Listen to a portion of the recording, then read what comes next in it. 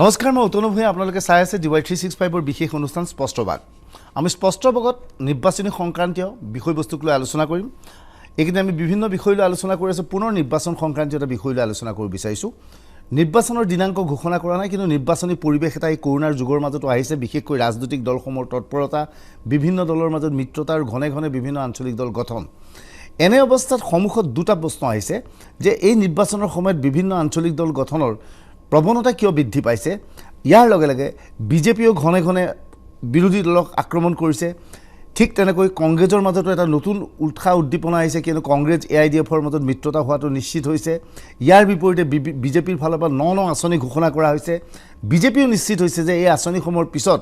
যথেষ্ট সংখ্যক হিতাধিকাৰ যথেষ্ট সংখ্যক লাভান্বিত হৈছে আৰু হিমন্ত বিশ্ব শৰ্মাই ঘোষণা কৰিছে যে অৰুণোদয় আঁচনিৰ জৰিয়তে প্ৰতিটো সমষ্টিত 15000কৈ লোকক সামৰি লোৱাবলৈ চেষ্টা চলা হ'ব 15000কৈ পৰিয়ালক গতিকে একোটা সমষ্টিৰ বৃহৎ সংখ্যক লোকক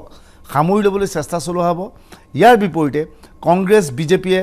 ক্ষমা কৰিব কংগ্ৰেছ এআইডিএফে ভাবিছে যে নাগৰিকত্ব সংশোধনী বিধেয়কক লৈ অসমৰ ৰাইজ ক্ষোভিত তেওঁলোক কংগ্ৰেছ এআইডিএফৰ লগত আছে একেটা ইছ্যুকে গুৰুত্ব সহকাৰে লৈ ইতিমধ্যে আছুৰ উদ্যোগত নতুন দল গঠনৰ প্ৰক্ৰিয়া চলিছে কৃষক মুক্তিৰ উদ্যোগত নতুন দল গঠিব অজিত ভূঞাই এখন মঞ্চ গঠন কৰিছে অদীপ ফুকনৰ এটা নতুন দল গঠন হৈছে অৰূপ বৰবৰাৰ ফালৰ পৰা নতুন দল গঠন হৈছে সকলোৰে মাজত মুঠতে এটা এক কথাত ক'বলৈ নিৰ্বাচনী মুখৰ পৰিৱেশ হৈ পৰিছে এইখিনি মুহূৰ্তত প্ৰশ্ন হৈছে যে ভোটাৰে কাক ভোট দিব ভোটাৰৰ পৰা ভোট কাঢ়িবলৈ কাৰ লগত কি অস্ত্ৰ আছে এই সমগ্ৰ বিষয়বস্তুৰ ওপৰত আলোচনা কৰিম প্ৰথম কথা যে শাসকীয় দল বিজেপিৰ হাতত নিৰ্বাচনী যুঁজিবলৈ কি অস্ত্ৰ আছে আমি গ্ৰাফিকেলি দেখুৱাই ল'ব বিচাৰিছোঁ বিজেপিৰ নিৰ্বাচনী অস্ত্ৰ অন্যতম বিনামূলীয়া চাউল যোগান তেওঁলোকে বিনামূলীয়া চাউল যোগান দিছে 2 নম্বৰ অৰুণোদয় আঁচনি এই আঁচনিৰ জৰিয়তে বিভিন্ন ভোটাৰৰ কাষ চাপিবলৈ সক্ষম হৈছে চাহ শ্ৰমিকক তেওঁলোকে নগদ ধন দিয়াৰ কথা ঘোষণা কৰিছে বেংক একাউণ্টত জমা হ'ব আত্মসহায়ক গোটক ধন দিম বুলি কৈছে এই চাৰিটা মূল বিষয়বস্তু তেওঁলোকৰ হাতত আছে দেখুৱাইছে আমি পুনৰ দেখুৱাইছোঁ বিজেপিৰ মূল বিষয়বস্তু কি বিজেপিৰ মূল বিষয়বস্তু হৈছে অৰুণোদয় আঁচনি তেওঁলোকৰ অন্যতম অভিলাষী আঁচনি চাহ শ্ৰমিকক নগদ ধন চাহ শ্ৰমিকৰ মাজত স্কুল খুলি দিয়াৰ কথা ঘোষণা কৰিছে আত্মসহায়ক গোটক ধন দিয়াৰ কথা ঘোষণা কৰিছে লগতে কোৱা হৈছে বিনামূলীয়া চাউল যোগান বা ইতিমধ্যে নতুন এক আঁচনিৰ যোগে যুৱক যুৱতীসকলক বা একাংশ যুৱকৰ 10জনীয়া গোটক 50,000 পৰা 2 লাখ টকা পৰ্যন্ত ধন দিয়াৰ কথা ঘোষণা কৰিছে এয়া হৈছে বিজেপিৰ নিৰ্বাচনী অস্ত্ৰ ইয়াৰ বিপৰীতে বিৰোধী নিৰ্বাচনী অস্ত্ৰ কি হ'ব পাৰে 1 নম্বৰ কা বিৰোধী আন্দোলন তেওঁলোকে কা বিৰোধী আন্দোলনৰ শক্তি ৰাখিছিল 2 নম্বৰ 6 জনগোষ্ঠীৰ জনজাতিকৰণটো নহল এইটো এটা ইস্যু হ'ব 3 নম্বৰ নিবনুৱা সমস্যা যি ধৰণে বিজেপিয়ে নিযুক্তি দিম বুলি কৈছিল দিব নোৱাৰিলে বাৰে বাৰে কেলেংকাৰী হ'ল 4 নম্বৰ দুটাকৈ কাগজ কলৰ মৃত্যু পুনৰুজ্জীৱিত কৰাৰ প্ৰতিশ্ৰুতি দিছিল কিন্তু নোৱাৰিলে কা বিৰোধী আন্দোলন তীব্ৰভাৱে সমগ্ৰ ৰাজ্যত হৈছিল ইয়াক এটা ইস্যু লৈছে 6 জনগোষ্ঠীক জনজাতিকৰণ কৰিম বুলি কৈছিল আজিও বিজেপিয়ে নোৱাৰিলে নিবনুৱা সমস্যা সমাধান কৰিব নোৱাৰিলে দুটাকৈ কাগজ কল পুনৰুজ্জীৱিত কৰাৰ প্ৰতিশ্ৰুতি দি নোৱাৰিলে এক কথাত ক'বলৈ গ'লে দুই পক্ষই দুই ধৰণৰ অস্ত্ৰ হাতত লৈছে এতিয়া কাৰ্যত ভোটাৰে কোনবিধ অস্ত্ৰ ব্যৱহাৰ কৰিব যে কোনবিধ অস্ত্ৰত আচলতে ভোটাৰ মোহান্বিত হ'ব এই সমগ্ৰ বিষয়বস্তুটো আলোচনা কৰিবলৈ ষ্টুডিঅ'ত আমাৰ মাজত 3জন প্ৰতিনিধি আছে কংগ্ৰেছৰ হৈ আছে বিধায়ক নুৰুল হুদা ডাঙৰীয়া বিজেপিৰ হৈ আমাৰ লগত আছে জ্যেষ্ঠ মুখপাত্ৰ ৰূপম গোস্বামী আৰু ইতিমধ্যে আঞ্চলিক দলসমূহক একত্ৰিত কৰি অজিত ভূঞাৰ নেতৃত্বত যি মঞ্চ গঠন হৈছে সেই মঞ্চৰ অন্যতম সদস্য তথা নেতা মঞ্জিত মহন্ত আমাৰ লগত আছে আমি আটাইকেইজনৰ সৈতে এই সমগ্ৰ বিষয়টোৰ ওপৰত আলোচনা কৰিম প্ৰথমে নুৰুল হুদাৰ কাষলৈ যাব বিচাৰিছোঁ নুৰুল হুদা যে দেখা গৈছে যে আপোনালোক বাৰে বাৰে কৈছে যে এআইডিএফৰ লগত কিয় মিত্ৰতা কৰিব ওলাইছে আপোনালোকৰ উত্তৰ দুইটা দলে কাৰ বিৰোধিতা কৰিছিল দুইটা দলৰ মাজত মিল আছে আমি বিজেপিক প্ৰতিহত কৰিব লাগে কা প্ৰতিৰোধ কৰিব লাগে গতিকে কেৱল এআইডিএফেই নহয় তেনেধৰণৰ সমভাৱপূৰ্ণ বিভিন্ন দলৰ সৈতে বুজাবুজি কৰিবলৈ সাজু আছে এই ইস্যুটোৱে কিমান প্ৰাধান্য লাভ কৰিব বিজেপিৰ অন্যান্য অভিলাষী আঁচনিৰ বিপৰীতে নুৰুল হুদা ডাঙৰীয়া চাওক নাগৰিকত্ব সংশোধনী আইন এটা অসাংবিধানিক অগণতান্ত্ৰিক আৰু ধৰ্মনিৰপেক্ষতাৰ পৰিপন্থী এই কথাটো অসমৰ সমূহ জনসাধাৰণ আজি উপলব্ধি কৰিছে কাৰণ এই নাগৰিকত্ব আইনখনৰ দ্বাৰা অসমৰ যিটো অসম চুক্তি আছিলে সেই চুক্তিক সম্পূৰ্ণভাৱে নস্যাৎ কৰিছে অসমৰ ভাষা কলা সংস্কৃতি ৰাজনৈতিক সামাজিক বাতাবৰণ বিনষ্ট কৰিব গতিকে অসমৰ বৃহৎ স্বাৰ্থৰ খাতিৰত অসমীয়া জনসাধাৰণে এই নাগৰিকত্ব সংশোধনী আইনৰ বিৰুদ্ধে মাত মাতি আহিছে আৰু মাত মাতি যাব হয়তো এতিয়া কৰোনাৰ কাৰণে এই আন্দোলনৰ কাৰ্যসূচীবিলাক বন্ধ হৈ আছে কিন্তু মানুহৰ মনত উমি জ্বলি আছে মানুহৰ মনত কিন্তু শান্ত হোৱা নাই যে আইনৰ বিৰোধিতা তেওঁলোকে কৰিবই এই আইনৰ বিৰোধিতাৰ ফল আপোনালোকে দেখা পাব যেতিয়া ব্যালটৰ আপোনাৰ খেল হ'ব, নিৰ্বাচন আহিব, ভোট হ'ব, অসমৰ জনসাধাৰণে এই নাগৰিকত্ব সংশোধনী আইনৰ বিপক্ষে অসমক ৰক্ষা কৰাৰ স্বাৰ্থত বিজেপিৰ বিৰোধী ভোট প্ৰদান কৰিব। এতিয়া নাগৰিকত্ব সংশোধনী আইনৰ বিৰুদ্ধে ভোটাৰে ভোট দিব বিচাৰিছে, কিন্তু তেওঁলোকৰ হাতত অপশ্যন বহুত, তেওঁলোকৰ সন্মুখত বহুত আছে। আপোনাৰ দল আছে, কোনোবা এটা সমষ্টিত কংগ্ৰেছ উঠিব, তাত অসম জাতীয় পৰিষদৰ পৰা আছুৰ ফালৰ পৰা কোনোবা উঠিব, কালি মনজিৎ মহন্তহঁতৰ গোটৰ ফালৰ পৰা কোনোবা এজন উঠিব পাৰে, অসম সংগ্ৰামী মঞ্চৰ পৰা উঠিব পাৰে। এতিয়া প্ৰশ্নটো হৈছে কেৱল আপোনালোকেই নহয়, অসমত যি ধৰণে আঞ্চলিক দল গঠনৰ প্ৰক্ৰিয়া আৰম্ভ হৈছে, সকলোৱে মূলতে কা বিৰোধী আন্দোলনটোক লৈ লৈছে। কা বিৰোধী আন্দোলনৰ বাবেই আজি অজিত ভূঞা ৰাজ্যসভাৰ সাংসদ হ'ল, যাৰ বাবে অজিত ভূঞাই সকলো আঞ্চলিক দলক এক কৰিব বিচাৰিছে। সদৌ অসম ছাত্ৰ সন্থাই কা বিৰোধী আন্দোলনৰ বাবে আঞ্চলিক দল গঠন কৰিব বিচাৰিছে। কৃষক মুক্তি সংগ্ৰামে অনুৰূপ কাৰণত কা বিৰোধী আন্দোলনৰ বাবে ল'ব বিচাৰিছে, অৰূপ বৰবাই ল'ব বিচাৰিছে, মনজিৎ মহন্ত। সকলোৰে উদ্দেশ্য একেটাই, কিন্তু কাৰ সপক্ষে ভোটদান কৰিব? যে এই আটাইবোৰ শক্তি বনাম বিজেপি, এনে এক পৰিৱেশ পৰিস্থিতিৰ সৃষ্টি হোৱা নাইনে? ভোট বিভাজিত নহ'বনে? নহয়, ধন্যবাদ অতনু ভূঞা। প্ৰথম কথা হ'ল যে আমি যিটো মৰ্চা গঠন কৰিছোঁ, আঞ্চলিক গণমৰ্চা অজিত ভূঞা ডাঙৰীয়াৰ নেতৃত্বত, সেইটো লক্ষ্যই আছিল যে যাতে ভোট বিভাজন নহয়। সকলো যিমানবিলাক বিজেপি বিৰোধী শক্তি আছে, বিশেষকৈ আঞ্চলিক দল আছে, সেই সকলো আঞ্চলিক দলক আমি ঐক্যবদ্ধ কৰিবলৈ চেষ্টা কৰিছিলোঁ। আপুনি দুবাৰ তিনিবাৰ আঞ্চলিক অসম সংগ্ৰামী মঞ্চৰ কথা কৈছে, তেওঁলোকৰ অসম সংগ্ৰামী মঞ্চও আমাৰ মৰ্চাৰ এটা অংশীদাৰ দল। ৬-৭টা ৰাজনৈতিক দল বা ৰাজনৈতিক মঞ্চ আমাৰ সৈতে আছে, আৰু আমি চেষ্টা কৰি আছোঁ অন্যান্য যিবিলাক দল সংগঠন আছে, বাওঁপন্থী দলবিলাক আছে, গণতান্ত্ৰিক যিবিলাক দল আছে ৰাষ্ট্ৰীয়, সেইবিলাকৰ লগতো আমি কথা বতৰা চলাই আছোঁ। আমাৰ কথাটো হ'ল যাতে ভোট বিভাজিত নহয়, তাৰ কাৰণে আমি এতিয়াও চেষ্টা কৰি আছোঁ। আৰু আমি আপুনি যিটো ক'লে যে সদৌ অসম ছাত্ৰ সন্থাই এটা ৰাজনৈতিক দল, অসম জাতীয় পৰিষদ, সদৌ অসম ছাত্ৰ সন্থাৰ নেতৃত্বই গঠন কৰিবলৈ কৰিছে ইতিমধ্যে। কৃষক মুক্তি সংগ্ৰাম সমিতিও এটা ৰাজনৈতিক দল গঠন কৰিব বুলি ঘোষণা কৰিছে, নামটো তেওঁলোকে প্ৰকাশ কৰিবলৈ বাকী। আমি কিন্তু এটা বস্তুত আশাবাদী যে সৰ্বশেষত এই সদৌ অসম ছাত্ৰ সন্থাৰ নেতৃত্বত যিটো অসম জাতীয় পৰিষদ গঠন হৈছে বা কৃষক মুক্তি সংগ্ৰাম সমিতিয়ে যিটো ৰাজনৈতিক দল গঠন কৰিব খুজিছে, আৰু 2 বা 3টা মাহৰ পিছত ছবিখন অধিক স্পষ্ট হ'ব। এতিয়া খুব সোনকাল হৈ আছে। তেওঁলোকে এটা কথা স্পষ্ট কৰিছে, আপোনালোকৰ লগত যাবলৈ তেওঁলোকৰ আপত্তি নাই, কিন্তু আপোনালোক কংগ্ৰেছ ইউডিএফৰ লগত আছে, গতিকে আপোনালোকৰ ওচৰত কিয় যাব? নহয়, এইটোৱে আটাইতকৈ ডাঙৰ কথা। আপোনাক ধন্যবাদ দিছোঁ কথাটো বিষয়টো উলিওৱাৰ কাৰণে। কংগ্ৰেছ ইউডিএফৰ লগত আঞ্চলিক গণমৰ্চা এতিয়ালৈকে নাই। আমি খালি এটাই কৈছোঁ যে সন্দেহৰ দৃষ্টি আছে অজিত ভূঞা কংগ্ৰেছ আৰু ইউডিএফৰ ভোটৰে ৰাজ্যসভাৰ সাংসদ হৈছে, কিন্তু অজিত ভূঞাইতো এতিয়া কংগ্ৰেছৰ চুটলিপি বা ইউডিএফৰ চুটলিপি মতে কোনো এটা কামো কৰা নাই, বা তেওঁলোকেও জোৰ দিয়া নাই। তেওঁলোকে এটা কা বিৰোধী শিবিৰৰ এজন নেতা হিচাপে অজিত ভূঞাক যেতিয়া প্ৰক্ষেপ কৰা হ'ল, তেওঁলোকে স্বইচ্ছাই সেইটো সমৰ্থন ব্যক্ত কৰিছে, সেইটো আমি আদৰণি জনাইছোঁ। আৰু এটা কথা ঠিক যে বিজেপিক পৰাভূত কৰিবলৈ সকলো শক্তি ঐক্যবদ্ধ হ'ব লাগিব। এইটো নহয় যে তেওঁলোকে কিয় বিজেপিক পৰাভূত কৰাটো প্ৰয়োজন হৈ পৰিছে। বিজেপিক কিয় পৰাভূত কৰাটো প্ৰয়োজন হৈ পৰিছে তাৰ কথা আপুনিও ক'লে ইতিমধ্যে পাতনিতে, আৰু তেখেতেও ক'লে কংগ্ৰেছৰ প্ৰতিনিধিগৰাকীয়ে, হক ডাঙৰীয়াই, যে চাওক, প্ৰথম কথা হ'ল অসমৰ জাতি মাটি ভেটি ৰক্ষা কৰিম বুলি আহি অসমীয়া জাতিটোক এটা চৰম বিপৰ্যয়ৰ মাজলৈ তেওঁলোকে ঠেলি দিলে। কাখন আনিলে, প্ৰথমতে কেব, তাৰপিছত এখন যেতিয়া বানচাল হ'ল ৰাজ্যসভাত, আনিলে, কাখন তেওঁলোকে গৃহীত হোৱাৰ পিছত হ'ল। কিন্তু এইটোৰ জৰিয়তে তেওঁলোকে এতিয়া সেইটো লাগুও কৰিলে, বলবৎ কৰিলে। এতিয়া তেওঁলোকৰ ফালৰ পৰা এটা প্ৰচাৰ চলোৱা হৈছে, কা আন্দোলনৰ সময়ত অসমৰ ৰাইজ বা বৃহৎ সংখ্যক লোক এইবাবে ওলাই আহিছিল, এনেধৰণৰ এটা প্ৰচাৰ চলোৱা হৈছিল যে কা বলবৎ হোৱাৰ লগে লগে বাছে ট্ৰেইনে বাংলাদেশৰ পৰা হাজাৰ হাজাৰ লোক আহিব, আপোনাৰ ঘৰৰ কাষৰ ঠাই দখল কৰিব। কিন্তু এতিয়া বিজেপিয়ে কৈছে এতিয়াতো ৰাইজ নিশ্চিত হৈছে, কাষত কোনো মাটি দখল কৰা নাই। ঠিক আছে, মই আপোনাৰ কথাটো মানি ল'লোঁ, বা তেওঁলোকে যিটো প্ৰচাৰৰ কথা ক'লে মানি ল'লোঁ বাৰু, নাই অহা। কিমান আহিলে নে একেবাৰে অহা নাই সেইটো স্পষ্ট কৰকচোন, কাৰণ আমিতো নাজানো আহিলেই কিমান আহিলে, কেইহাজাৰ আহিলে। ক'ৰবাত কোনোবাই কৈছে নেকি মোৰ ঘৰৰ কাষত নতুনকৈ বাংলাদেশী আহিছে? বহুত অঞ্চলৰ পৰা কৈছে। নতুনকৈ অহা বা পুৰণা বুলি কথা নাই। এতিয়া বিজেপিৰ যিটো কাৰ্যকলাপ আমি দেখিলোঁ বিগত কালত, তেওঁলোকে এজেগাত ধৰক কাজিৰঙাত উচ্ছেদ কৰিছে সন্দেহযুক্ত নাগৰিক বুলি, সেই মানুহখিনিতো অসমৰ পৰা বাহিৰলৈ যোৱা নাই, সেইবোৰ গৈ পেলাই ক'ৰবাত চাপৰি, অন্য এটা চাপৰিত বহিছে, কোনোবা দৰঙলৈ গৈছে, কোনোবা ধুবুৰীলৈ গৈছে, চাপৰিত বহিছে, বা অন্য অঞ্চলত খালী থকা অঞ্চলত বহিছে। গতিকে আপুনি সেই অঞ্চলত সেই মানুহখিনি নতুন হ'ব, কিন্তু চৰকাৰৰ দায়িত্ব যে নতুন মানুহ আহিছেনে নাই, যিটো তেওঁলোকৰ লক্ষ্য আছিলে হিন্দু বাংলাদেশী, তেওঁলোকে কৈছে নাই অহা, কিন্তু আমি বিশ্বাস কৰা নাই অহা বুলি। ঠিক আছে, যিহেতু আইনখন হ'ল সুযোগ আছে। ৰূপম গোস্বামী, ৰূপম গোস্বামী বাৰে বাৰে দুইজন বক্তাই এটাই কথা কৈছে যে বিজেপিক উৎখাত কৰাটো অতিকৈ প্ৰয়োজনীয় হৈ পৰিছে মই মাজত থাকি এজন নিৰপেক্ষ এংকৰ হিচাপে আপোনাক সুধিব বিচাৰিছোঁ সঁচাকৈ বিজেপিক উৎখাত কৰাটো প্ৰয়োজন হৈ পৰিছে বুলি এওঁলোকে কৈছে আপুনি কি ভাবে উৎখাত কৰাটো প্ৰয়োজনীয় হৈ পৰিছে না চাওক বিজেপিয়ে মূল 4টা বিন্দুত এই চৰকাৰখন চলাইছে প্ৰথম বিন্দুটো হ'ল দুৰ্নীতিমুক্ত দ্বিতীয়টো হ'ল বিদেশীমুক্ত তৃতীয়টো হ'ল প্ৰদূষণমুক্ত আৰু চতুৰ্থ হ'ল আপোনাৰ সন্ত্ৰাসবাদমুক্ত ইতিমধ্যে দুৰ্নীতিমুক্তৰ ক্ষেত্ৰত কেনেধৰণৰ পদক্ষেপ লৈছে জনসাধাৰণে দেখি আহিছে হয় 100% দুৰ্নীতিমুক্ত হোৱা নাই আৰু ইমান সহজ নহয়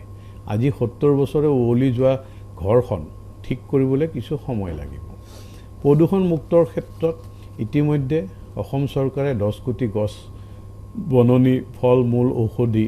আদি ৰোৱাৰ পৰিকল্পনাৰে 7 কোটি ৰোৱা হৈছে আৰু শেহতীয়াকৈ যিটো সাৰ্ভে অফ ইণ্ডিয়াৰ তথ্যৰ মতে 222 বৰ্গ কিলোমিটাৰ ক্ষেত্ৰ কাজিৰঙাত বন বৃদ্ধি হৈছে সেইটো নিৰ্বাচনী ইস্যু হ'বনে না মই শুনি লওক চব হ'ব 4 নম্বৰটো হৈ গ'ল যিটো বিদেশী মুক্ত ইতিমধ্যে ভাৰত বাংলাদেশ সীমান্ত সম্পূৰ্ণভাৱে সিল হ'ল আৰু বিদেশী বিতৰণৰ ক্ষেত্ৰত আমি যেনে ধৰণে এনআৰচিখনত লাগিছিলোঁ কিন্তু পৰৱৰ্তী সময়ত সুপ্ৰিম কোৰ্টে মুখ্যমন্ত্ৰী মহোদয়ক এই বিষয়টোত সোমাবলৈ কিন্তু একসামে আমি গোস্বামী মই মাষ্টে মাতিছোঁ আপুনি এনআৰচি কথাটো কৈছে বাৰে বাৰে মুখ্যমন্ত্ৰী সোমাব দিয়া নাই সুপ্ৰিম কোৰ্টৰ গালি দি আছে এনআৰচিখন হৈ কি লাভ আছে য'ত নাগৰিকত্ব সংশোধনী আইন অহাৰ পিছত নাই আপুনি নাগৰিকত্ব সংশোধনী আইনটো আপোনালোকে সম্পূৰ্ণ এই গোটেই বস্তুটো মিক্স কৰিলে নহ'ব আজি এই আইনখন আজিৰ নহয় এই আইনখন মনমোহন সিং ডাঙৰীয়াই ৰাজ্যসভাত সপক্ষে কৈছিল কংগ্ৰেছৰ বহু এমপিয়ে ইয়াৰ সপক্ষে কৈছিল আৰু এইখন ভাৰতবৰ্ষৰ এখন আইন যেতিয়া ভাৰত বাংলাদেশ বিভাজন হৈছিল সেই সময়ত যিসকল মানুহ পাকিস্তান তেতিয়া সম্পূৰ্ণভাৱে পাকিস্তান আছিল পৰৱৰ্তী সময়ত পাকিস্তানখন আকৌ ডিভাইড হ'ল তে সেই সময়ত যিসকল মানুহ তাত গৈছিলে তেওঁলোকৰ ওপৰত কেনেধৰণৰ উৎপীড়ন হৈছে এই কথাটো মই এটা কথা সুধিব এই ইস্যুটোতে অপজিশ্যনে লৈছে কংগ্ৰেছ বা এআইডিএফ বা অন্যান্য অঞ্চলত অপজিশ্যনৰ চাওক আজিৰ তাৰিখত অপজিশ্যনৰ হাতত কোনো ধৰণৰ ইস্যু নাই অপজিশ্যনে যদি সঁচাকৈ এখন চৰকাৰ কৰিব বিচাৰে তেওঁলোকৰ এক ৰোড মেপৰ প্ৰয়োজন আছে তেওঁলোকৰ সবল নেতৃত্বৰ প্ৰয়োজন আছে তেওঁলোকে মিছা কথাৰ আধাৰত বৰ বেছি দিন নচলে যেনেকৈ মোক অলপ কৈ দিয়ক কাৰ সময়ত তেওঁলোকে কোটি কোটি মানুহ বাংলাদেশৰ পৰা ট্ৰাকে আহিব কৈছিল আজি অতদিন পাৰ হৈ গ'ল ক'ত দেখিলে ক'তোতো নাই মিছা কথাটো অসমৰ জনসাধাৰণে আপোনাৰ কেতিয়াও বিশ্বাস নকৰে ইয়াৰ লগতে মই আৰু এটা কথা কওঁ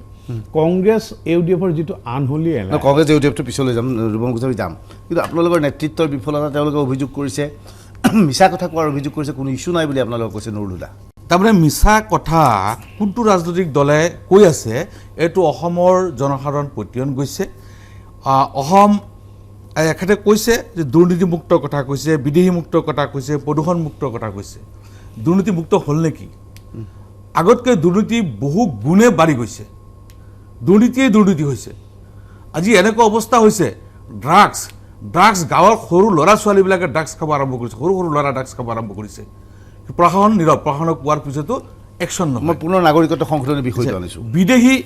বিদেশী মুক্ত বুলি কৈছে আজি বিদেশী মুক্ত হ'ল নেকি তেওঁলোকে কৈছিলে যে চৰকাৰ গঠন কৰাৰ পিছত 16 তাৰিখ এটা দিছে 16 তাৰিখে বিদেশী তালি বিপ্লৱ বান্ধিব যদি বিদেশী তালি বিপ্লৱ বান্ধিব তেতিয়া নাগৰিকত্ব আইনৰ দ্বাৰা আকৌ বিদেশী আনাৰ কি যুক্তি আছে নাগৰিকত্ব সংশোধনী হিন্দু বাংলাদেশী আনিব বিচাৰিছে এইটো বাংলাদেশী বিদেশী হিন্দু বাংলাদেশী বাংলাদেশী হৈ গ'ল বিদেশী নহয় জানো কিন্তু তেওঁলোকে বাৰে বাৰে যুক্তি দিয়ে সেইখিনি হিন্দু নাগৰিক তেওঁলোকে নিৰ্যাতনৰ বলি হৈছে নিজ দেশলৈ উভতি নাহি কলৈ যাব নিৰ্যাতনৰ বলি হৈছে আজি কিমান বছৰ হৈছে ইমান বছৰ কেনেকৈ থাকিব যদি তেওঁলোক ইমান বছৰ থাকিব পাৰিছে এতিয়া কেনেকৈ নিৰ্যাতনৰ বলি হৈছে মই এটা কথা স্পষ্ট কৰি দিওঁ এইটো প্ৰদূষণমুক্ত হিন্দু ভাৰতত কেতিয়াও বিদেশী হ'ব নোৱাৰে হিন্দু ভাৰতত কেতিয়াও বিদেশী হ'ব নোৱাৰে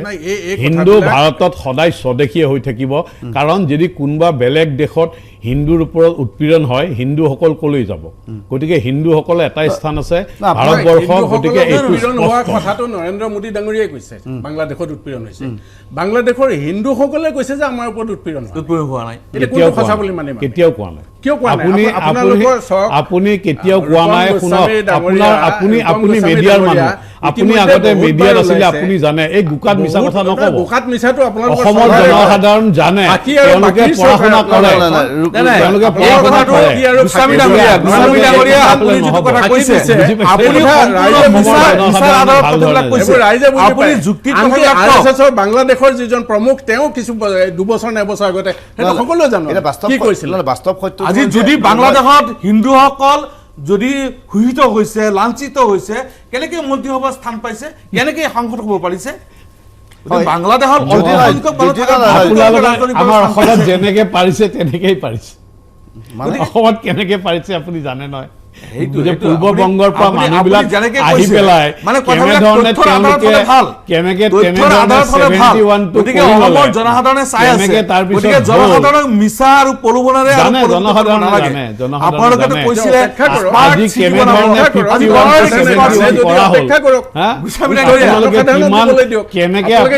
আপোনালোকে কেনেধৰণে NRC-খন হ'ব দিয়া নাছিল বৰপেটাৰ কাণ্ড কিয় কৰিলে এই কথাবিলাক অসমৰ জনসাধাৰণে জানে ইয়াত কেনেকে গোপনে কি ধৰণে কি পৰিকল্পনা চলি আছে কেনেকে অসমখন দ্বিতীয় কাশ্মীৰ কৰিব বিচাৰি আছে এই কথা অসমৰ জনসাধাৰণে জানে আৰু ভাৰতীয় জনতা পাৰ্টি থাকালৈকে আমি হ'ব নিদিওঁ আপোনালোকৰ কংগ্ৰেছ দলটো আপোনালোকে লিজত দি দিলে আপোনালোকে লিজত দি দিলে সঁচা কথা ক'লে গাত কিয় লাগে আপুনি সঁচা কথা নাহক সঁচা কথা গাত নালাগে অসমৰ জনসাধাৰণে জানে আপোনালোকে কিমান ফাঁকিবাজ এটা দল অসমৰ কিমান ফাঁকিবাজ দল আপোনালোকে অসমৰ জনসাধাৰণে জানে তেওঁলোকে ফাঁকিবাজ দল বুলি কৈছে কিন্তু আপোনালোকে যিবোৰ প্ৰতিশ্ৰুতি দিছিল মই বেছি দূৰলৈ নাযাওঁ 6 নম্বৰ দফা কমিটিৰ প্ৰতিবেদনে মুখ্যমন্ত্ৰী সোমাই থাকিলে শুনিব নেকি মোৰ পৰা ভাষ্য শুনিব নেকি নিশ্চয় যদি সময় দিয়ে মই ভাল পাম আৰু কোনো ডিষ্টাৰ্ব নকৰিলে ভাল পাম আজি 1985ত চুক্তিখন হৈছিল 85ৰ চুক্তিৰ পিছত এই গোটেই অসম চুক্তিখন অকল ফাইলৰ মাজত আবদ্ধ আছিল আৰু সবতকৈ ডাঙৰ কথা যে অসম চুক্তিৰ নিচিনা এটা বিভাগত কোনো ধনৰ আবৰ্তন নাছিলে পোন প্ৰথমবাৰৰ বাবে এইখন চৰকাৰে ধনৰ আবণ্টন কৰিছে শ্বহীদ পৰিয়ালক 5 লাখ টকা দিছে নিৰ্যাতিতসকলক 2 লাখ টকা দিছে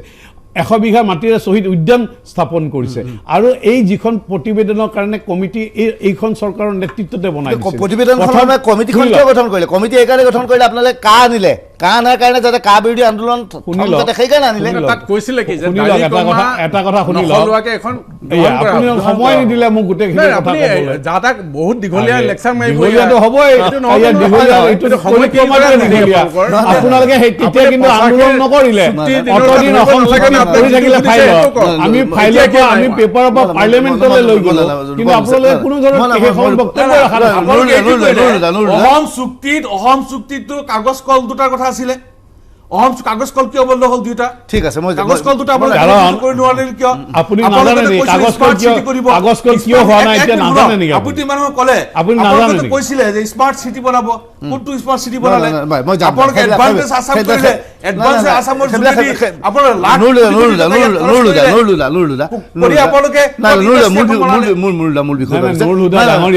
আপুনি অসম আন্দোলন বিৰোধিতা কৰা এটা দল 855 জন শ্বহীদ কৰিলে আপোনালোকৰ কথা কোৱা অধিকাৰ নাই আপোনালোকে সেই কথা চিন্তা কৰক কেনেকৈ আপোনালোকে হত্যা কৰিছিল কেনেকৈ মাৰিছিল আপুনি জানে আপুনি নাজানে কাৰণ আপুনি অসম আন্দোলন নাছিল কি জানে যেতিয়া ভাৰতৰ দেখা নাছিল কি জানে সেই সময়ত পিছত আহিছে আপুনি তাৰ পিছত আহিছে কি জানে আপুনি নাজানে তেতিয়া আন্দোলনকাৰী গোপন খবৰবিলাক ইংৰাজক সহায় কৰিছিলে আপোনালোকে স্বাধীনতা সংগ্ৰামৰ বিৰোধী দল স্বাধীনতা সংগ্ৰামৰ বিৰোধী দল দুইটা দলৰ বিৰুদ্ধে অভিযোগ কৰিছে মই মঞ্জিত মহন্তৰ ওচৰত যাওঁ যে মঞ্জিত মহন্ত 6 নম্বৰ দফা কমিটিৰ বাবে তেওঁলোকে বাৰে বাৰে বিজেপিয়ে কয় যে অসম চুক্তিৰ 6 নম্বৰ দফা কমিটি কোনো গুৰুত্ব দিয়া নাছিল আমি গুৰুত্ব দিলোঁ খুব ভাল কথা কিন্তু প্ৰশ্ন হৈছে হঠাৎ 6 নম্বৰ দফা কমিটি গুৰুত্ব কিয় দিলে নাগৰিকত্ব সংশোধনী আইনখন অনাৰ লগে লগে যি আন্দোলন হ'ল সেই আন্দোলন স্থবিৰ কৰিবৰ বাবে এইখন কৰা হৈছিল নেকি 1 নম্বৰ প্ৰশ্ন 2 নম্বৰ যদি তেওঁলোকৰ আন্তৰিকতা আছিলেই এই কমিটিখনে দিয়া পৰামৰ্শৱলী মুকলি নকৰিলেকে তেওঁলোকে কওক যে কাৰ্যকৰী কৰা নকৰাৰ পিছৰ কথা কিন্তু তেওঁলোকে জনাবলৈ সাহস নকৰিলে 3 নম্বৰ কথা খিলঞ্জীয়ৰ সংজ্ঞা নিৰূপণ কৰিবলৈ বিধানসভাৰ অধিৱেশন এখন পাতি তেওঁলোকে কৈছে বিধানসভাৰ অধিৱেশন নিৰূপণ কৰিব সেই ক্ষেত্ৰতো পদক্ষেপ নলয় তেওঁলোকৰ সঁচাকৈ সদিচ্ছা আছেনে নহয় এতিয়ালৈকে যিখিনি দেখিছোঁ তাৰ পৰা একেবাৰে লগা নাই যে তেওঁলোকৰ কিবা সদিচ্ছা আছে প্ৰথম কথা হ'ল যেতিয়া তেওঁলোকে এখন কমিটি কৰি দিলে কমিটিখনত কোন কোন আছে আপুনিও জানে ময়ো জানো যথেষ্ট জনা শুনা মানুহ আছে, জ্যেষ্ঠ আইনজ্ঞ আছে তাত। তেওঁলোকে এখন প্ৰতিবেদন যুগুতাই দিলে। প্ৰতিবেদনখন চৰকাৰে কি কৈছিল, বিজেপি চৰকাৰে যে দাড়ি কমা সংশোধন নকৰাকৈ এখন গৃহীত কৰাব কৈছিলে। এইটো তাৰপিছত প্ৰতিবেদন দিলে, দিয়াৰ পিছত বহুদিন পেলাই থৈ দিলে। অতিষ্ঠ হ'ল, চৰকাৰক বাৰে বাৰে কোৱা হ'ল যে এখন ৰাজহুৱা কৰক। মই যিমান দূৰ জানো সদৌ অসম ছাত্ৰ সন্থাকে আদি কৰি আৰু এই কমিটিখনত যিবিলাক সদস্য আছিলে আইনজ্ঞ, তেখেতসকলে বাৰে বাৰে ক'লে যে এখন ৰাজহুৱা কৰক, ৰাজহুৱা নকৰিলে। অৱশেষত ৰাজহুৱা কৰিবলৈ কোনে কৰিলে? সদৌ অসম ছাত্ৰ সন্থাই। এইখিনিতেও প্ৰশ্ন আছে, ৰাজহুৱা কৰিয়েতো আউল লগালে। আজি শুনক, আমি নাজানো ৰাজহুৱা কিয় নকৰিব, কিয় গোপনে কৰিব খোজে আপোনালোকে? কোনো গোপনে কৰা নাই।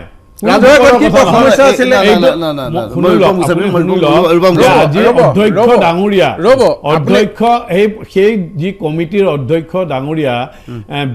জাষ্টিছ বিপ্লৱ শৰ্মা ডাঙৰীয়াই সংবাদ মাধ্যমত আমি কোৱা শুনিছিলোঁ, প্ৰতিবেদন মই দেখা নাই দেই আজিলৈকে, কিন্তু মই কোৱা শুনিছিলোঁ যে তাত 2 বছৰৰ সময়সীমা দিছে চৰকাৰক, কাৰণ এইখন এক সাংবিধানিক সুৰক্ষাৰ কথা আছে। গতিকে সংবিধানত বহু বিষয়বস্তু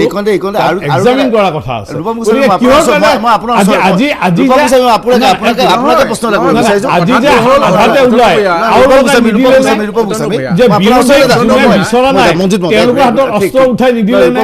আপোনালোকে কৈছে এখন বিশেষজ্ঞ কমিটি, জাষ্টিছ ন্যায়াধীশ বিপ্লৱ শৰ্মা, নিলয় দত্তৰ দৰে ব্যক্তি আছে, কিন্তু কমিটিৰ যি প্ৰতিবেদন, সেই প্ৰতিবেদন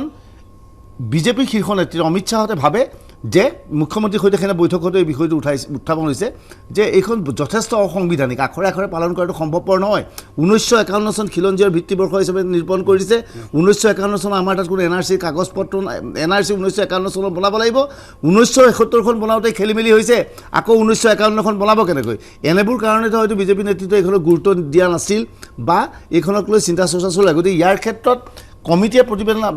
দিছিল, সেই প্ৰতিবেদন কিমান গ্ৰহণযোগ্য তাক লৈ প্ৰশ্ন আছে। কিন্তু কথাটো হৈছে যে বাৰে বাৰে আপোনালোকে এই কথাটো নিৰ্বাচনৰ সময়তো কৈ থাকিব যে 6 নম্বৰ দফা কাৰ্যকৰী কৰিবলৈ আমিহে আগবাঢ়ি আহিলোঁ, বেলেগ অহা নাছিল। মনজিত মহম্মদে তেওঁলোক কিয় আগবাঢ়ি আহিবলৈ বাধ্য হৈছিল? আচলতে তেওঁলোকে এই যিটো কা বিৰোধী যিটো তেতিয়া গোটেই অসমৰ জনগণ ওলাই আহিছিল, তেওঁলোকে ভাবিছিলে যে মানুহখিনিক নিউট্ৰেলাইজ কৰিব লাগে। কেনেকৈ কি ধৰণে তেওঁলোকেতো জানেই, মই আগতে কৈছোঁ যে বাকী আৰু ফাঁকিত চলা চৰকাৰ, কিবা এটা কৈ দিব লাগে কাৰণে কৈ দিয়ে। এতিয়া এটাৰ পিছত এটা আঁচনি তেওঁলোকে যোৱা কেইটা বছৰ ডিক্লেয়াৰ কৈছে। মোক বুজাই দিয়কচোন, দেখুৱাই দিয়ক যে কোনটো আঁচনি সফলভাৱে তেওঁলোকে ৰূপায়ণ কৰিব পাৰিছে। ঘোষণাহে কৰি আছে। আপুনি কি ভাবে যে পূৰ্বৰ অৰুণ গগৈ চৰকাৰতকৈ এইখন চৰকাৰ বেয়া? অবভিয়াছলি বেয়া। তৰুণ গগৈ চৰকাৰখনক মই কৈছোঁ দুৰ্নীতি তেতিয়া বহুত বেছি হৈছিল, বা কাম কাজো উন্নয়নমূলক কাম কাজ বহুত কম হৈছিল। কিন্তু তেওঁলোকে কংগ্ৰেছৰ দিনত অন্ততঃ এইটো আমি ক'ব পাৰোঁ যে কংগ্ৰেছৰ দিনত অসমৰ সমাজ জীৱন ধ্বংস কৰিবলৈ চেষ্টা কৰা নাছিল। এতিয়া যেনেকৈ কাগজ কল বিক্ৰী হৈছে, এতিয়া যেনেকৈ এয়াৰপৰ্ট আদানীৰ হাতত দি দিব খোজা হৈছে, এই ঘটনাবিলাক কংগ্ৰেছৰ দিনত হোৱা নাছিল। অসমৰ ডিব্ৰু চৈখোৱা যেনেকৈ ধ্বংস কৰা হৈছে, দিহিং পাটকাই যেনেকৈ ধ্বংস কৰিবলৈ লোৱা হৈছে, এই ঘটনাবিলাক কংগ্ৰেছে আগৰ চৰকাৰৰ দিনত হোৱা নাছিল। সেইকাৰণে আমি কৈছোঁ যে এইখন চৰকাৰ নহ'ব, কাৰণ এইখন চৰকাৰে অসমৰ ভাষা, কৃষ্টি, সংস্কৃতি ধ্বংস কৰিছে। ন্যূনতম তেওঁলোকে সন্মান ৰূপম গোস্বামী এই চৰকাৰ বাকী ফাঁকি চৰকাৰ বুলি কৈছে, বাকী ফাঁকি চৰকাৰ বুলি মনজিত তেখেতে নাজানে বোধহয় যে মুম্বাই এয়াৰপৰ্ট কংগ্ৰেছৰ দিনতে আবণ্টন হৈছিলে। এই কথাটো তেখেতে নাজানে, কাৰণ এক মিনিট ক'ব দিয়ক, আপোনাক মই ডিষ্টাৰ্ব কৰা নাই, আকৌ আপোনাকো ডিষ্টাৰ্ব কৰি মোকো ডিষ্টাৰ্ব কৰি কোনো ৰাইজে নুশুনিব যে কংগ্ৰেছে মুখ খাইছিলে আমিও মুখ খাম, মোক শুনিব কংগ্ৰেছক সেইকাৰণেতো ৰাইজে প্ৰত্যাখ্যান কৰিলে যোৱাবাৰ। আপোনালোকক কিয় আনিছিলে যে মই কংগ্ৰেছক কৈছোঁ আপোনাৰ গাত কিয় লাগিছে? নহয়, মোৰ গাত লগা নাই, মই সঁচাটো কৈছোঁ। কাৰণ আপোনালোকে প্ৰতিটো কথা মই অথনিৰ পৰা দেখি আছোঁ, কিবা এটা হ'লেই কংগ্ৰেছে এইটো কৰিছে, কিবা এটা হ'লেই কংগ্ৰেছে কৰিছিলে কাৰণেতো আপোনালোকে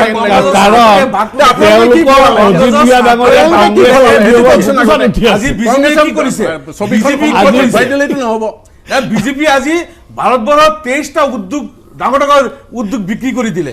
এটা উদ্যোগ সৃষ্টি কৰিব নোৱাৰিলে। কংগ্ৰেছে সৃষ্টি কৰি যোৱা উদ্যোগবিলাক আজি এই বৰ্তমান বিজেপি চৰকাৰে বিক্ৰী কৰিছে। মই উত্তৰ বিচাৰি যাম, মই বাণিজ্যিক বিৰতি ল'ম ৰূপম গোস্বামী, তাৰপিছত যাম যে হয় বিমান কোঠক লৈ কংগ্ৰেছে ইছ্যু কৰিছে যদিও আমি কিন্তু দেখিছোঁ ব্যক্তিগত খণ্ডক যেতিয়া বিমান কোঠ দিয়া হয় তাৰ মানদণ্ড যথেষ্ট উন্নত হয়। তাত কিন্তু ক'বলগীয়া ডিমাত বিভিন্নজনৰ আছে যে তাক ব্যক্তিগতকৰণ কৰি যদি প্ৰাইভেট পাৰ্টি তাত যায়, আমি ব্যক্তিগতভাৱে তাত ভ্ৰমণ কৰিবলৈ যাওঁ, তাক যদি উচ্চ মানদণ্ডৰ হয় তাৰ লোকচান কি আছে, তাক লৈ বিতৰ্ক আছে। যিকোনো আমি এটা ল'ম বাণিজ্যিক বিৰতিৰ পিছত এই বিষয়বস্তুৰ লগত বিতংভাৱে আলোচনা কৰিম।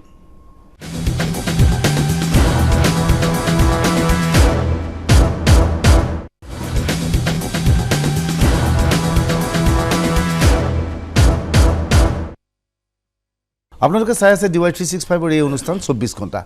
আমি কথা পাতি আছোঁ যে আগন্তুক নিৰ্বাচনত ভোটাৰৰ বাবে প্ৰধান আঁচনি কি হ'ব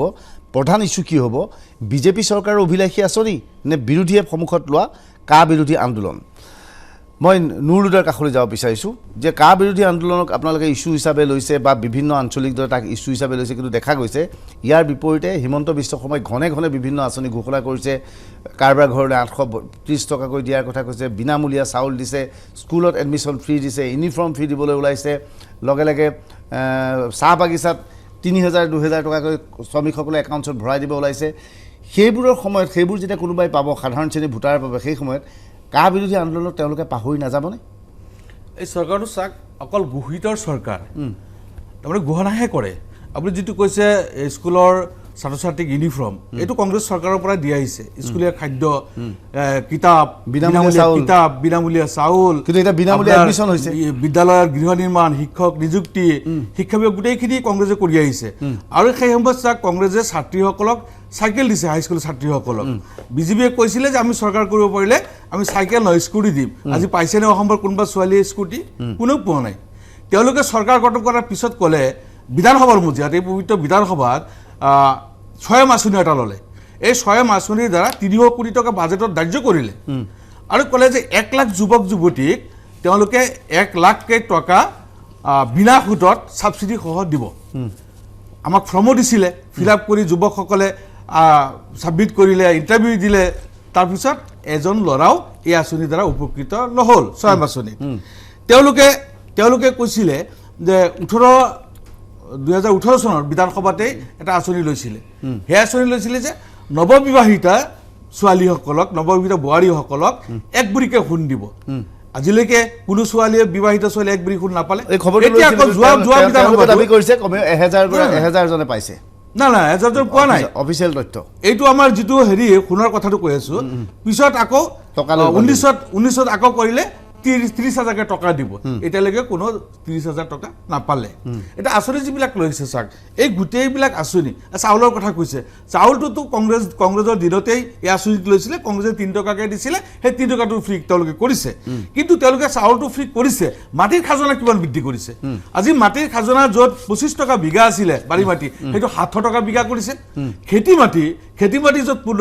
15 টকা আছিলে পাৰ বিঘা খাজনা সেইটো আজি 150 টকা কৰিছে ঠিক আছে অৰ্থাৎ আপুনি ক'ব বিচাৰিছে এই আঁচনিবিলাকে নিৰ্বাচনত কোনো ধৰণৰ প্ৰভাৱ বিস্তাৰ নকৰে আজি যিবিলাক আঁচনিৰ কথা তেওঁলোকে কৈছে যে কনকলতা মহিলা সবলীকৰণ 1 লাখ আত্মসহায়ক গোটক 25,000 টকা দিম বুলি কৈছিলে দিলে নে এইটো দিয়া নাই গতিকে এই থলুৱা মাছৰ জিন বেংক কৰাৰ কাৰণে 160টা প্ৰজাতিৰ মাছ সংৰক্ষণ কৰাৰ কাৰণে আমাৰ ৰহা যিটো আমাৰ মীন মহাবিদ্যালয় তাত এইটো সংৰক্ষণৰ কাৰণে ঠিক আছে মই বুজিছো অৰ্থাৎ আপুনি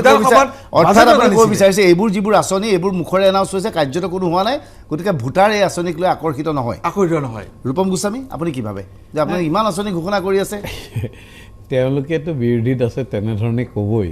আৰু তেওঁলোকে তেনেধৰণে সন্তুষ্টি লবি থাকিলে আমি বেয়া নাপাওঁ আমি ভালেই পাওঁ কাৰণ যিসকল হিতাধিকাৰীয়ে পাইছে যে আমাৰ দিনত যে 1 টকা খৰচ নোহোৱাকৈ তেওঁলোকে চৰকাৰী ঘৰকে হওক বা অন্যান্য যিমানবোৰ আঁচনি আছে তাত যে তেওঁলোকে ধন খৰচ কৰিব লগা হোৱা নাই আগতে যেনেকৈ কংগ্ৰেছৰ দিনত যিকোনো আঁচনি পাবলৈ চেণ্ডেল হয়তো যাবই লাগে লগতে পইচাও দিব লগা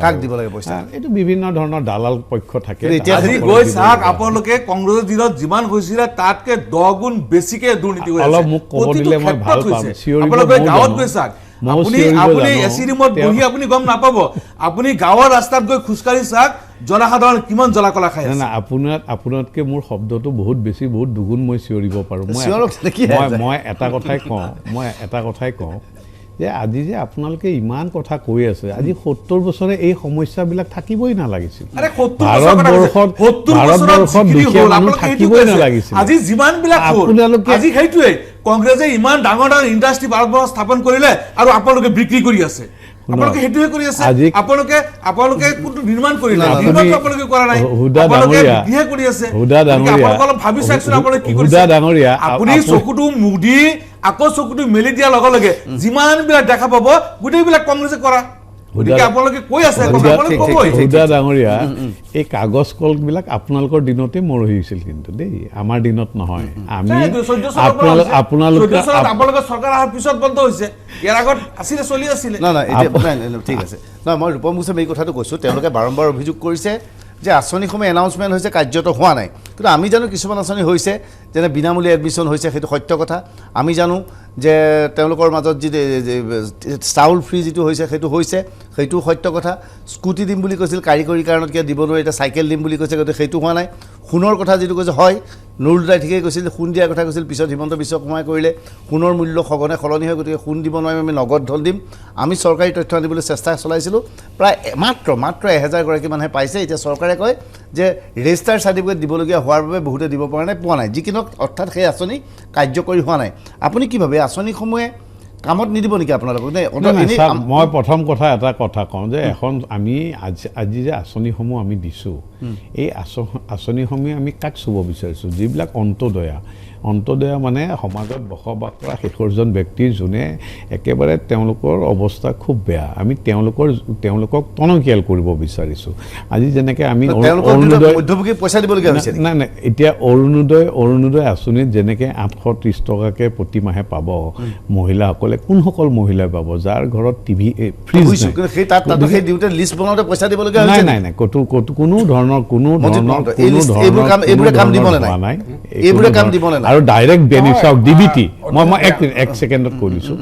এই আমি যিমানবোৰ আঁচনি দিছোঁ চব ডিবিটিৰ জৰিয়তে দিছোঁ ডাইৰেক্ট বেংক ট্ৰেন্সফাৰ গতিকে ইয়াত কোনো ধৰণৰ মধ্যভোগীৰ স্থানেই নাই কিন্তু আগতে এই গোটেইবিলাক স্কিম চলিছিল কিন্তু জনসাধাৰণে উপভোগ কৰিব পৰা নাছিলে সেইকাৰণে 15 বছৰ চৰকাৰ চলেও তেওঁলোকক বাহিৰলৈ আহিব লগা হ'ল ঠিক আছে মনজিত মহন্ত অতনু ভূঞা মই অকণমান সময়লৈ ক'ব খুজিছোঁ প্ৰথম কথা হ'ল যে এখন জনকল্যাণকামী ৰাষ্ট্ৰত বা এখন ৰাজ্যত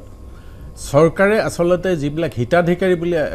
ঘোষণা কৰি আছে আঁচনি এখনৰ পিছত এখন সেই আঁচনিবিলাক আচলতে মানুহক বিভ্ৰান্ত কৰিবৰ কাৰণে মানুহক আচলতে ঠগিবৰ কাৰণে আলোচনীবিলাক ঘোষণা কৰা কিয়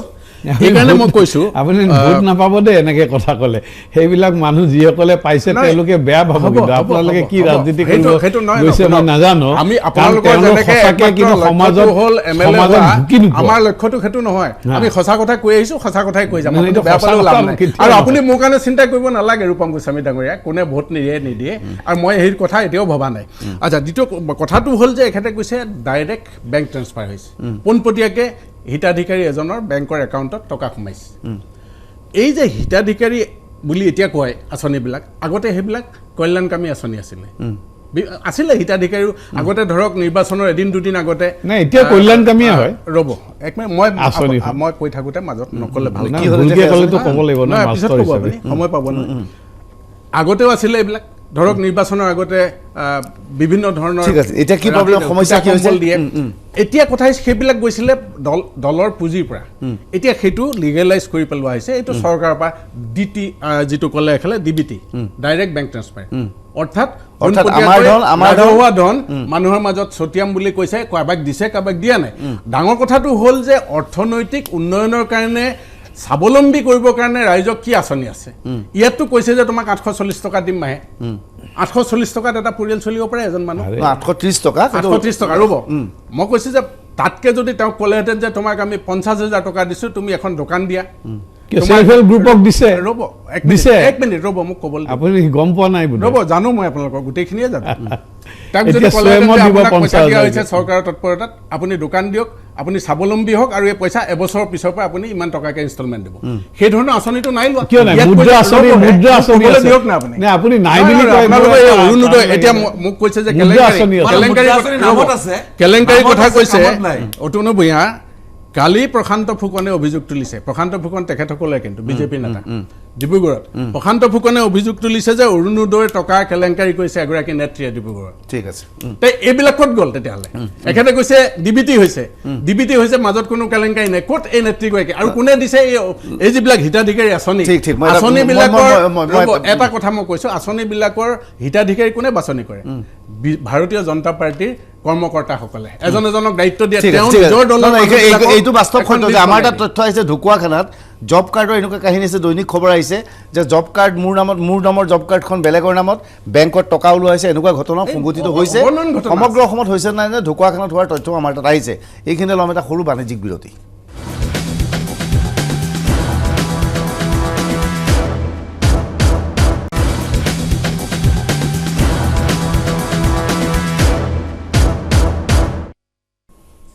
কংগ্ৰেছৰ কাৰ্যকালতো এটাৰ পিছত এটাকৈ নতুন আঁচনি লৈছিল। এতিয়া যি আঁচনি লৈছে তাতকৈ কোনো গুণে কম আঁচনি নাছিল।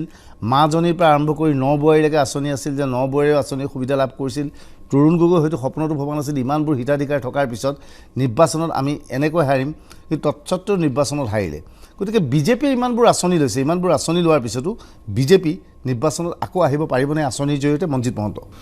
নাই চাওক, কেৱল হিতাধিকাৰী আঁচনি কিছুমান ঘোষণা কৰিলে সেইটোৰ দ্বাৰা নিৰ্বাচনী ৰণ যে জিকিব নোৱাৰি সেই কথাষাৰ আপোনাৰ কথাতে ওলালে। তাৰ উদাহৰণ কংগ্ৰেছে। গতিকে এইবিলাক কৰি আছে, কেলেংকাৰী হৈছে, বিভিন্ন ধৰণৰ মানুহক আশ্বস্ত কৰিব খুজিছে, ভোট কিনিব খুজিছে। মানুহখিনি অৰ্থনৈতিকভাৱে দুৰ্বল হৈ থাকিলে তেওঁলোকক এই ধৰণে 700-800 টকা দি মানুহখিনি যেতিয়া একো নাইকিয়া হয়, 700 টকা বহুত টকা হয়। সেই 700 টকাই লাভ দিব নাই, মই সেইটোৱে সুধি আছোঁ। নহয়, সেই 700 টকাই তেওঁলোকক নিৰ্বাচনী কিছু পৰিমাণে নিশ্চয় দিব, সেইটো নিদিয়ে। সেইটোৱে। কিন্তু এটা কথা মই কৈছোঁ অতনু ভূঞা, মোক যদি 1 মিনিট সময় দিয়ে।